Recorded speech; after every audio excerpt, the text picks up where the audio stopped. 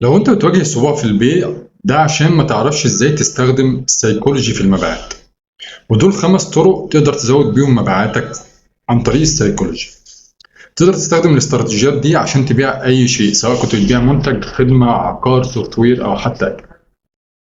اول حاجة تبدأ بأعلى سعر، مش عشان يشتروا الاغلى، لا، بهدف ترسيخ معلومة في ذهن العميل ان اي سعر هيسمعه بعد كده هيكون ارخص، ودي بتعرف باستراتيجية الترسيخ او الانكورنج. تاني استراتيجية، قدم لهم شيء مجاني، مية، ابتسامة، شوكولاتة، محتوى، قوالب، خدمة مجانية مهما كان.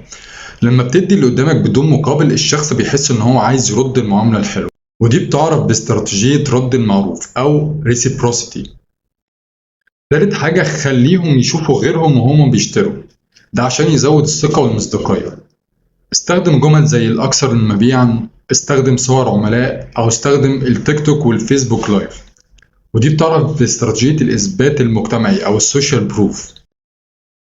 رابع استراتيجية هي الندرة، إنك تصنع ندرة. كل ما كانت السلعة نادرة كل ما كانت قيمتها أعلى. لو عايز أمثلة لاستخدام الندرة، تقدر تستخدم جمل زي آخر قطعة، العرض ساري 48 ساعة، الكمية محدودة. دي بتعرف باستراتيجية الندرة أو scarcity. خامس حاجة هي تقليل المخاطر، خليهم يجربوا على نطاق صغير في الأول. تعرض عليهم تجربة مجانية، تقدم لهم باقة صغيرة، اعرض عليهم عينات من المنتج، ودي بتعرف باستراتيجية تقليل الالتزام أو اللو كوميتمنت. زي ما قلت لك، دول 5 استراتيجيات حاول تستخدمهم عشان تقدر تزود بيهم مبيعاتك.